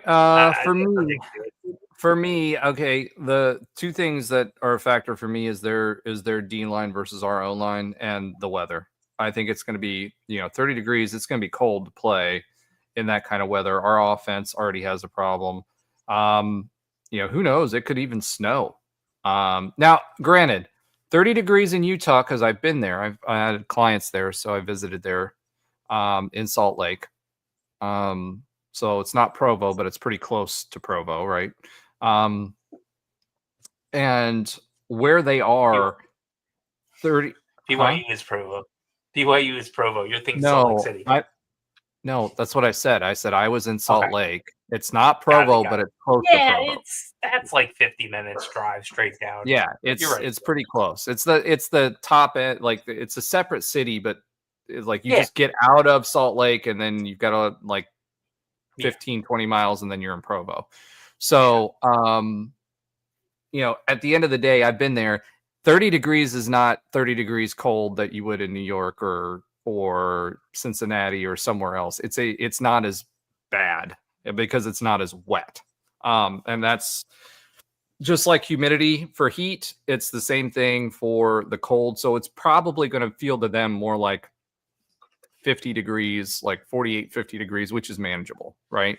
So I think, I struggle with this because I think BYU is going to try to ball control us to death. And so I don't think it'll be a high scoring game unless we have turnovers. So our success rate based on that, we have to be able to get chunk plays or explosive plays if we have any chance at this and maybe get a turnover or two. What we can't do is fall behind 21-0, right? If our defense, we're down 17-0 or 21-0, it's going to be tough sledding for us to do. So I'm going to say, I'm still going to pick UCF because I used my one chit as far as picking against UCF last week. So I'm going to say UCF. I'm going to reverse. I'm going to say 28-24 UCF. Man, I hope you're right. Low scoring game. All right. I chose UCF. All right. So that's our score predictions for this week. If anybody else, trying to get econ up here, but it's not. Econ, why don't you don't want to go on the screen for some reason? Okay. Anyway, I can't get you off the screen and put your new comment in. Oh, there it goes. All right. He says BYU run game is not explosive. The receivers are though. They don't seem to be based on their statistics. So we'll have a little bit better breakdown of that on Wednesday, but they seem to be more of a running team and definitely use a running quarterback, as you pointed out as well. So we'll have a better breakdown on Wednesday, but I expect a low scoring game. They have not been able to put it together against anybody to do like a Texas Tech type blowout situation. And what I've seen is the rushing yards have been very significant. And then you have Bachmeier who'll run the ball as well. So if you got an 1,100 yard rusher already, plus you've got Bachmeier, I see that more of that than anything else. All right. So Econ checks in. He says 31-28 UCF. So I'm going to put you in here. We'll see how we did next week. Econ 31-28. All right. With that being said, let's go ahead and talk about a few other UCF news. So a couple things. We talked about the commitment of Rocco Marriott. That was a big deal for us. Potential quarterback of the future, 4-star JMU. People are like, why was he at JMU? Well, because he really wasn't getting the love until his senior year. And that's happening more and more now with high school recruiting, unless it's just like someone who's got crazy, like the 8th grader that's 6'6" and 380 pounds that we were talking about last week, unless they've got some sort of crazy physical stats. That's what you're going to see there. We talked about Kane Archer going to Utah after, we decided to prioritize Marriott. We are in a good position with Tyron Wortham, who has recently changed his name. So if you're confused, if you've been checking out recruiting or following recruiting, he's a 4-star wide receiver that decommitted to us, had his birthday recently, changed his name So his last name is now Horns. and he will, the word is that he's a silent commit to us. So look, and that he silently committed to us over the weekend. So be on the lookout for that. He would be a really, really good pickup, good size, good speed, good hands, did really, really good in high school and a true 4-star all the way. So excited about that and help bone up our wide receiver core along with our young bucks and Day. So another thing that's happened recently, we were alluding to this earlier about the NIL deals and the change. It's official. The CSC, which is the college football, the governing body, right, has signed into an agreement that collectives now can offer NIL deals. So that wasn't the case before. Remember, they were talking about changing it. They've been going back and forth on this and negotiating the heck out of it. Interesting note on that. Texas Tech actually signed it, but now is trying to renege on signing it. So there were 2 schools in the Big 12 that did not sign it. UCF was not one of those 2 schools that did not sign it. But basically what this allows them to do is now the collectives that we shut down, and we talked about this earlier on whether we should have shut it down early like we did. The collectives now can offer NIL deals themselves. So instead of going to an individual donor, what we had talked about for a really long time is we've done a great job of reaching out to the fan base and having them sign up for these $25, $50 a month, $75, $100 a month, NIL auto pays, right? Some of them were more than that. And they were going to the collective. We shut the collective down and they never re-engaged the fan base with that and focused on big dollar sponsors. Well, now the collectives, one, were legitimized, they were supposed to be going away with this new system. That hasn't happened. And 2, they've taken it a step further where they're going to be allowed to offer NIL deals. So that's going to handicap us. That's going to handicap us big time. And the challenge with it too is that we had all these people that had signed up for this. A lot of people got upset, number one. And number 2, a lot of people now they were on auto pay, used to it coming out of their account and not having to think about it again. That's gone too. It's just like any other type of subscription. So it goes back to what I said earlier, like 3 or 4 episodes ago, is why Terry made that decision to go ahead and shut that collective down earlier. It's looking worse and worse and worse and worse. So we'll see what happens there. Dave Aranda gets another shot. So we get another shot at Aranda. He's been extended through 2026. And the reason that happened is because their AD got fired. It'll be interesting to see what comes out after that. The Big 12 signed an agreement for the top 8 preseason. So like this season, the top 8 from this season will go into a preseason tournament exclusively next year, and it pays $1 million per school. So there's an extra incentive for us to be in the top 8 in the Big 12 conference.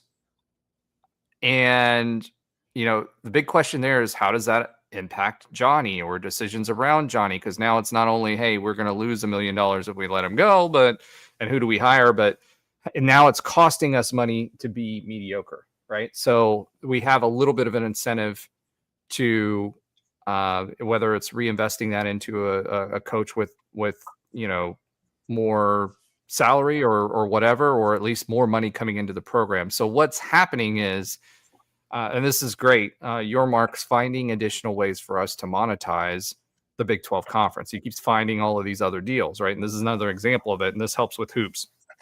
So he's focusing on hoops right now and trying to find partnerships, commitments, whatever, to the Big 12 because we are the number 1 basketball conference in the country. And it's leveraging into dollars, but it gives us more incentive to reinvest into our hoops program as we go now too. So just wanted to bring that up. All right. Big 12, we still have currently 5 ranked teams. Texas Tech leads the conference at 7-1 at number 5 in the country. BYU is number 11 at 7-1.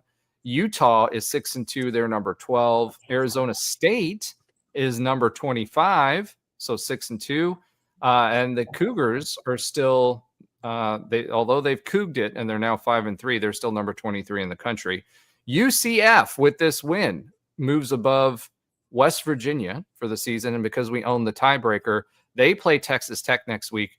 So if there's any, I don't know,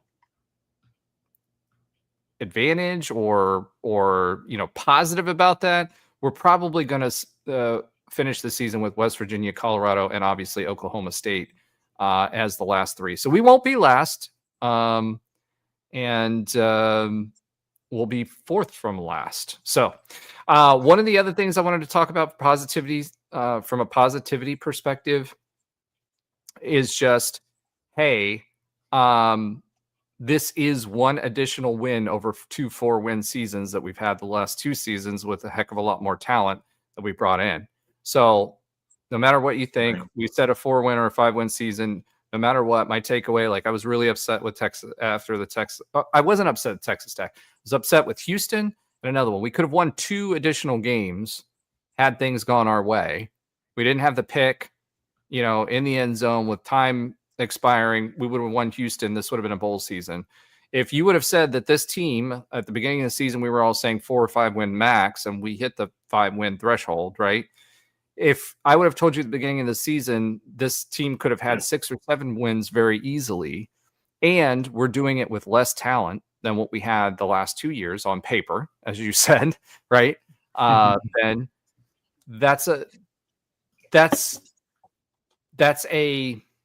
I think that is something to build off on, and I'm going to be excited to see what we do in this high school recruiting cycle and this transfer portal cycle, because there's only one transfer portal cycle now as opposed to 2. And I think we'll have a lot better understanding of where we are. And if we can do this with what we have now, and largely because we hit on defense and we have a good defensive coordinator, then that should set us up well, whether it's another rebuilding year or not. I personally think we're 2 years at minimum away from a conference championship discussion. But I think Frost can turn it around quickly if we hit on offense. I just think the QB situation, we need a QB, whoever it is next year, if that's going to be the guy, needs one more year within the system and to build the system out for us to be able to transition from scheme to system and be able to contend for a conference championship. Okay. As Econ says, UCF is currently tied for 10th place among Big 12, 4 schools tied at 5 and 6. Yeah, but we're fourth from the bottom. That's the way I look at it, right? Because it doesn't matter who's in front of us. And that's just this kind of season. We're not last, and we got one more win than we did last year with arguably less talent. So, Ben, I am going to turn it over to you for hoops. We have an 89% chance of winning against Quinnipiac. However,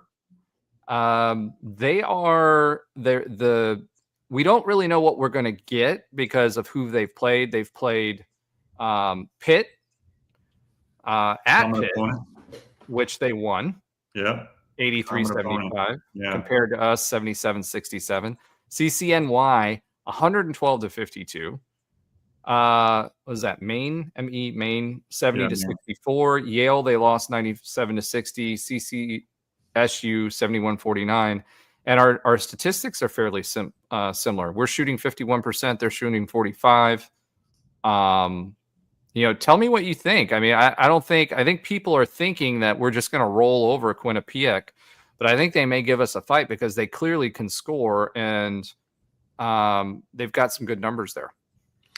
Yeah, I mean, I'll be honest, I haven't done a ton of research on looking ahead to Quinnipiac, but I obviously wanted to say a few words about the win that we had middle of last week on Thursday night against Pittsburgh. It was a neutral site game in Daytona Beach.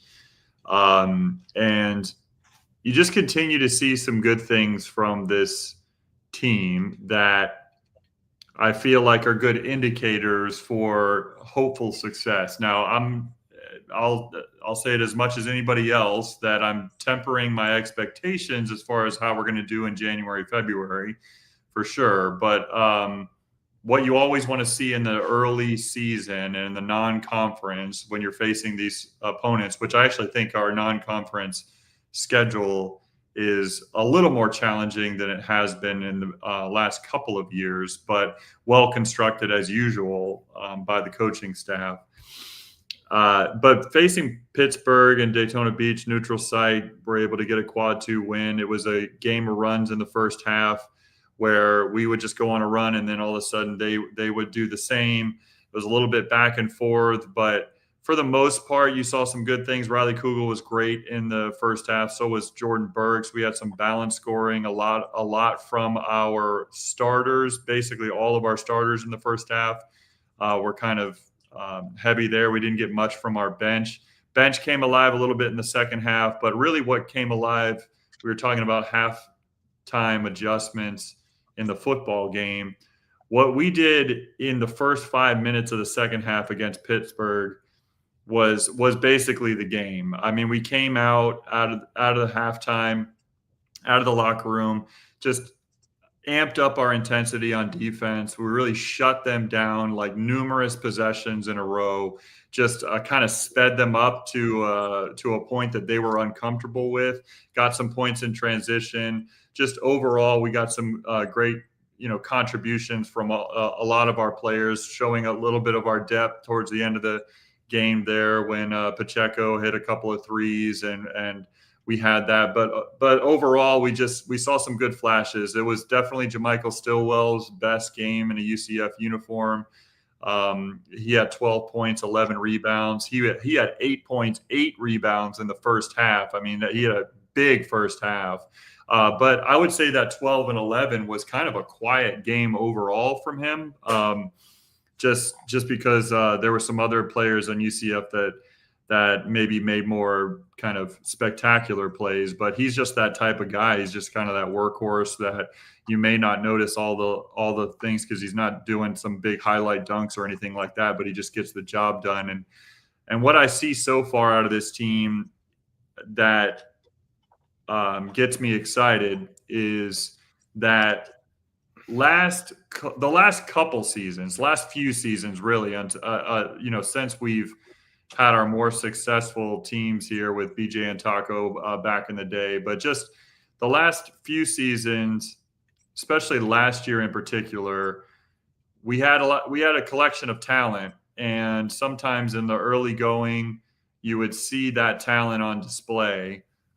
But the ball was really sticky when it would get in the hands of a guy like Keyshawn Hall or Jalen Sellers or some other players that we had in the past here where we wouldn't get the fluid ball movement. And you and I talked early in the season about Temus Folks and just the way he plays the game. And he was the leading scorer at Milwaukee last year, along with Stillwell was right behind him. But he was the leading scorer at Milwaukee last year. But on this team, they really need him to be a pass-first point guard. And that's something that UCF fans are just not used to. We're used to having a scoring point guard. And, man, he's really filling that role well with this group. But not just him. The ball moves really, really quickly around the horn with this offense. You got a guy like Riley Kugel, who's definitely our best overall player, I think. Especially he's the main guy that if you need a guy to go to get a bucket, he's our main guy. But the ball's not sticky with it when it comes to him as well. He had 3 assists in the first half that were all big, timely assists. He does look for his teammates as well and kind of takes what the defense gives him. Jordan Burks is an energy guy. I mean, and it was all on display on Thursday night. We kind of took control in the first 5 minutes of the second half, and really it was without doubt after that, just kind of cruised to victory. But saw some good things that you and I were going back and forth about, Roger, on the group chat. Just I'm excited for what this group is showing early on in the season. I think offensively, we have a lot more fluidity than we've had in the past. We have a good unselfish play, taking what the defense gives us. There was 3 or 4 times in the second half or at least 2 or 3 times in the second half where Team folks in particular would drive the paint and just find somebody outside for a 3 in a big moment, and they would knock it down. One that was to Pacheco, another one was to Kugel. I think he had one to Burks as well in the second half. Just some good overall team play, and this was another good team win in the early going here, and so I hope that we can continue on with those types of trends moving forward and going against Quinnipiac tomorrow night on Tuesday night. I'll say again, I've been keeping an eye on some of the other teams in the Big 12 and kind of preparing for when we face those opponents. I saw the highlights from the Kansas game tonight.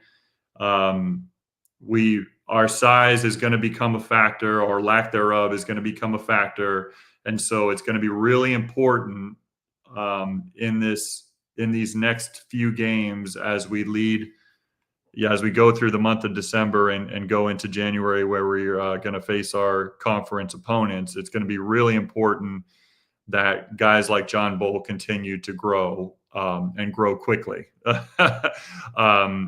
He had a good game the other night, 6 points, 6 rebounds, very timely putbacks. He had some big buckets when we needed it against Pittsburgh, but certainly our size is going to become a factor in Big 12 play, and I'm hoping that a guy like Stillwell will continue to raise his level of play come conference play, because he's going to be a big part of it, as well as a guy that he's not necessarily a high flyer, but he's somebody that can control the game from a positional standpoint, from a rebounding standpoint.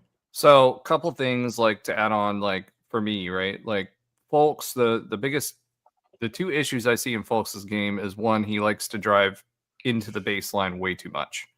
And so it's just like football, right? You get somebody against the baseline, it limits what they can do. The baseline is the defender's friend. That's number one. Number two, he doesn't have a right hand. He can't dribble with his right hand. He always goes to the same side. And so you're looking for tendencies there, right?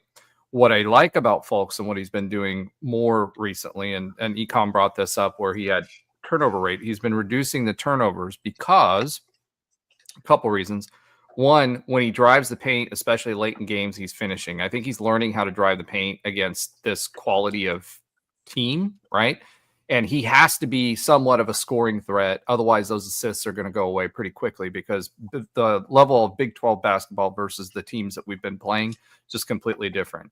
On Bowl, I mentioned this to you too, that I think that he is getting better. One, his positioning, our offensive rebounding has gotten better throughout the games that we've played thus far. And he's just been boxing out better. I mean, he's still rail thin, so he's got to build up some bulk, right, to be able to do that effectively. But you've got guys like Stillwell that are going in there, Burks that are jumping in there, etc. Burks has also hit his streaks. Like, he can get hot from 3. He's also been doing really, really well in transition. He's an energy guy. He's energy is the number one word for Jordan Burks. He is 100%. High energy. I think he's a great team player. They all are. They all are. I mean, that's what's different. We've had guys that have been able to drive the paint. We've got guys that are moving. It's just not static and everybody's standing around the arc, like looking at ladybugs, like those baseball teams, like when they're kids. We've got a lot more movement. We're not relying on one person to score. I do think that we need to figure out, and it's going to be, I think it's going to be Kugel. He's the guy that can take the place of DJ or BJ and drive the paint hard and get those free throws that we need towards the end of games, or if we need to slow down the game, etc. He's going to be the guy that does that for us. So we've got Pacheco again that we can kick to, but Folks has also been picking up on the 3-point line. So we've been doing a better job passing. Yeah. And the one problem that I have with all of the passing is that I think that if you're watching the passing, we're a little how should I say this, overzealous or overconfident. Well, there's been a lot of times we've been passing inside the lane or inside the arc on long passes over the lane, etc. We're not going to get those in the Big 12. So we're going to have to be really careful. Otherwise, those are going to lead to turnovers, because the quality of the defense is like when you play a Houston, like a Samson-led defense, or a Kentucky or a Kansas or whatever. These guys are the creme de la creme. So you're going to have to play fundamental basketball, have low turnovers, right? And we've been getting better at that. Those have been coming down. That's going to be taking care of the ball pretty well. Yeah. But I do like that we have the extra pass. I like that the transition, our full court press is much better. I love the defense that we've been playing. Unfortunately, when we play teams like Kansas, we're going to get called for half the hand checks and stuff that we're doing right now. So we're especially Stillwell. So foul trouble is going to be difficult. But I think the average level of the player, whether their ability to score or play defense, is higher, right?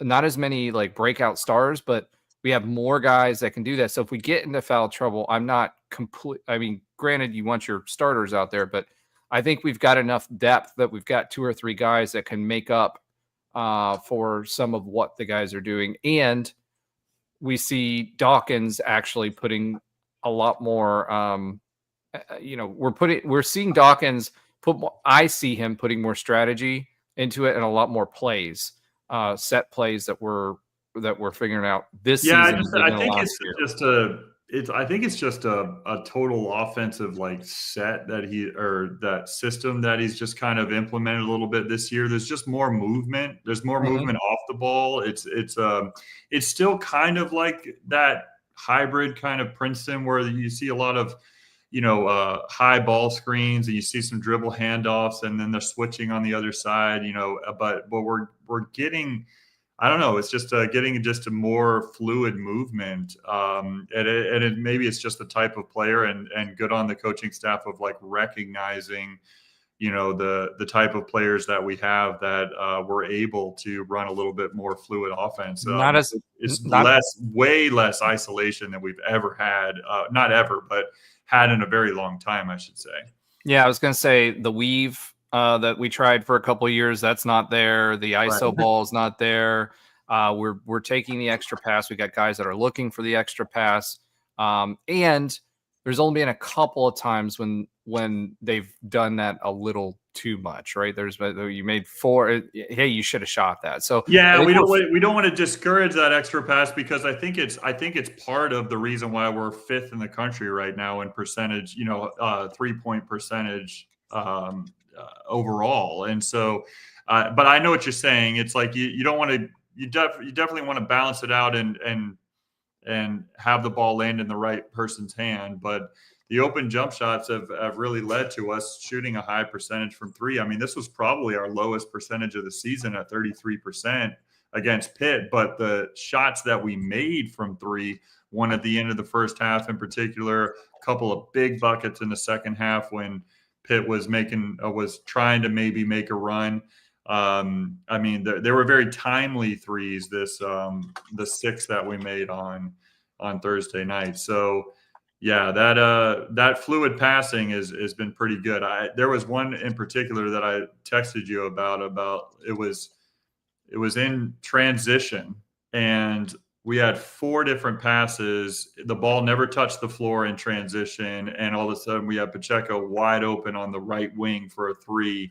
And he knocks it down. I mean, that's a dagger. That can demoralize a team when you have that fluid of ball movement in transition and you get a wide open 3 and you make it.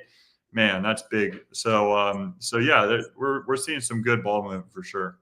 Yeah, a lot more in rhythm 3-point shooting. Right? Yeah. So not step backs like Keyshawn Hall or Jalen Sellers would do, but exactly. So yeah, I'm excited for what this team is bringing, and we've got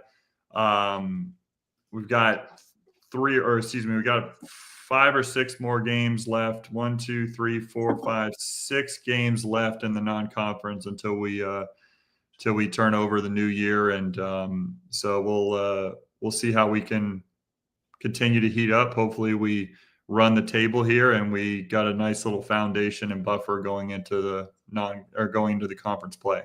Yep, Quinnipiac, and then we've got VMI coming up after that. But don't be surprised if Quinnipiac makes this a closer game than you think. So Right.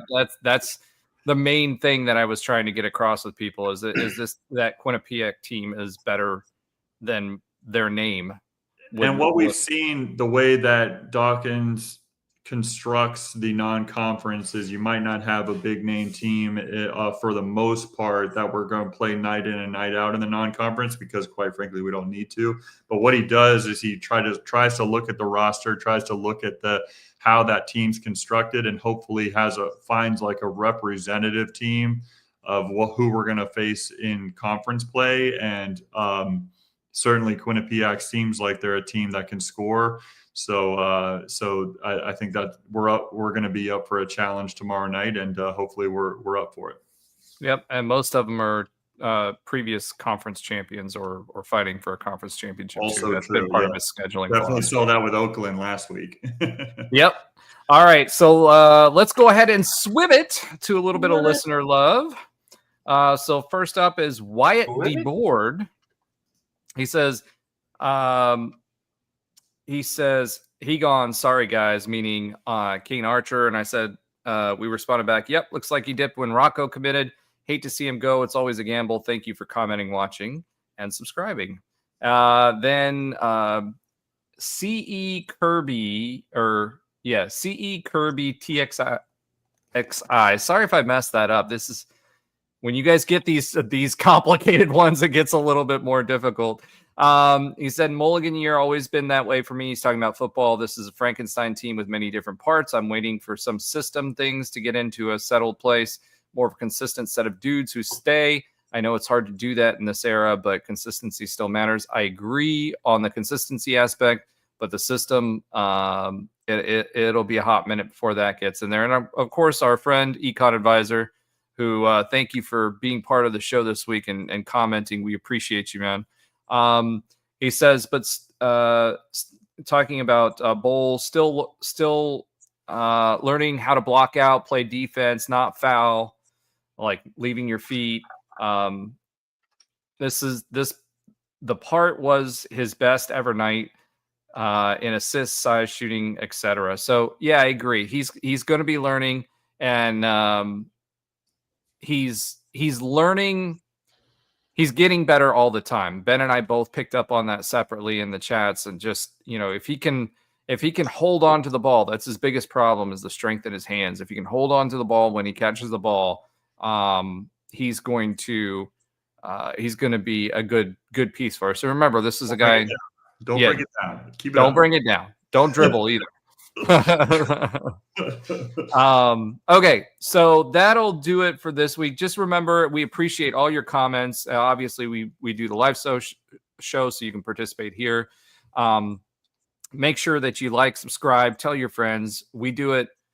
We don't make any revenue off of this. We're not doing it for money, but we do want a bigger family. So please like, comment, subscribe. And we appreciate you. So we'll swiv it again. Josh, do you have a sometimes funny fact of the week? I don't know if you do or not this week. I do, and it sounds like you end the show every time before my segments. Like, that feels like if I'm listening in the car at 1.5, I'm like, oh, we're done. And now this is the time where I'd be speaking and you close the show. Yeah, I do. I have all the stuff. I told you. Oh, you might not have checked your phone during the show. That might have been why. So yeah, I have a pretty quick and easy fun fact, since we're talking about BYU and BYU football. Since 1972, how many head coaches has BYU had? Head football coaches. I think Since 3. 1972. 3, right? Is it 3? 3. I'm just gonna Price is Right it and say 4. I have no idea.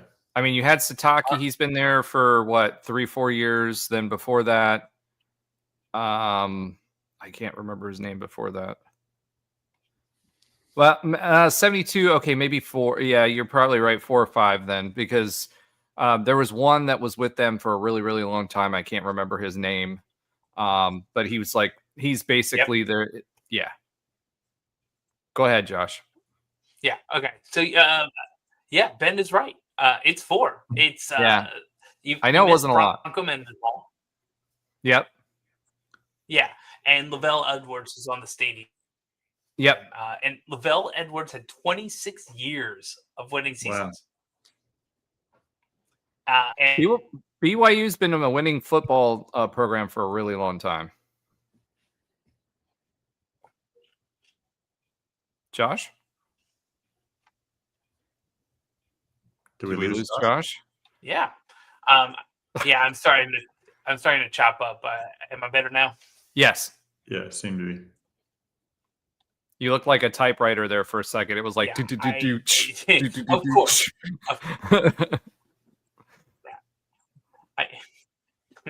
That sounds like the intro to Institutionalized by Suicidal Tendencies. Sorry.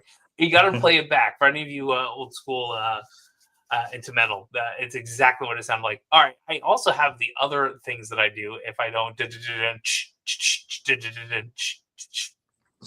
So, are you talking about a quick update on other UCF sports that Alan and Andrew do not watch, and probably Trey too, but that's okay? Yes. So Okay. I'll be quick with it. The women's basketball team is now 4-1. They beat FIU 79-61, Florida A&M 76-59, and they won today. If you're watching live, 94-49 versus South Carolina State. They're going to spend Thanksgiving in Puerto Rico at the Discover Puerto Rico Classic with 3 straight games. On Wednesday, they face our old CUSA foe, East Carolina, at 10 a.m. because we'll all be up watching that. On some interest, it's not on ESPN. It's like Flow Sports or something. I forgot what that was. Hey, don't knock Flow Sports. I've done 3 or 4 games for Flow Sports before. Perfect. I won't knock them wrong. Flow Sports needs to get Ben Stout more money. I mean, look at the level of talent that they bring on. I mean, this guy's an ESPN analyst. He's done radio with me. Yeah. He's like been on a podcast for years with me. Obviously, if he's at that level, Flow Sports has got to be special. Flow Sports, man, they help me out big time, man. That's great. No, that's awesome. They should send you and your family down to Puerto Rico for Thanksgiving. That'd be fun. That'd be fun. Here are the 3 games you'd be calling. You'd be calling against East Carolina at 10 a.m. on Wednesday. On Thanksgiving, you would actually be able to have dinner because you'd be calling a game versus Wake Forest at 12:30 p.m. And on Friday, when you're really full, you can sleep in a little because your game would be at 3 p.m. versus Rice. So that's the next 3 games for the women's basketball team that Ben might call. No, probably not on Flow Sports, but he won't. USCF women's soccer unfortunately lost to Duke 0-1 to end their season in the second round of the NCAA tournament. That team played phenomenally as Genesis Perez-Watson had a career-high 15 saves. The Duke team that beat them also knocked out Kansas this week 2-0 to make it to the Sweet 16 to show you how good of a team that actually was. We had 2 losses in like the last 12 games. It was just a really good season for the women's soccer team, and I hope that happens to continue next year. Speaking of soccer, the men's soccer team won their first round game versus FAU at home 3-2, and unfortunately lost their last game, their season-ending game. It came up short versus number 15 Georgetown 0-2 in the second round. So again, 2 NCAA teams, 2 NCAA wins, 2 NCAA losses in the second round. So their season is done as well, but pretty solid soccer season overall. Probably one of the best combined soccer teams and soccer games for women and men for a while. We also are coming up to the wonderful music that tells me we should get going. And unfortunately, volleyball had to get going too because they lost their final home game of the season 0-3 versus number 9 Arizona State. Professional transition right there. My gosh, that was beautiful, Josh. They also are going to spend Thanksgiving not in Orlando, more than likely, as they have that double dip in Kansas. They're going to be at K-State this Wednesday, November 26th at 7:30 p.m. And at Saturday, against number 13 Kansas at 2 p.m. That is the update on sports that Alan, Andrew, probably Trey, maybe Ben when he's not at the baseball field with, or 14 other sports with his 2 kids. And then sometimes I watch and Roger watches all of it because that's what he does. All right. Thank you so much for that. As a reminder, this week on Wednesday, we'll be dropping the new BYU review with our BYU insider. I'll be doing the same thing for him. So that should drop on Wednesday. I'll be recording it on Tuesday night. We appreciate everyone for following along, participating. Thanks, Econ. Everybody who's commenting on the videos. Oh, and Trey just finally dropped out. I popped him in there because he was still on there. But we appreciate you guys commenting, liking, subscribing. Make sure you share it with your friends. We appreciate you so much. Go Knights and Charge on. And happy Thanksgiving. Happy Thanksgiving, y'all. I forgot about that. We're all working. I don't know what you're talking about. Listen, we're going to try this one more time. 2 tickets, almost in the game, or 1 ticket with me. Let's see if anyone actually pays attention for 1 hour and 55 minutes and 29 seconds. If you want to go to a men's basketball game this season, let me know. You just have to find some way to tag us in of this short. What we had, like some type of code we were trying to do. Roger, what was that we were trying to do? Some code. Hashtag hoops with Josh. Or good coach, bad coach. I think that's what we were trying to do. So yeah, throw some Kirk jerk stuff in there. So yeah, let's see what happens. I don't think it's going to happen. This shows me that you do not listen to me after we do our Go Night Charge On, and I do not like that because I've been talking as long as I can afterwards to see how long Roger will take for he presses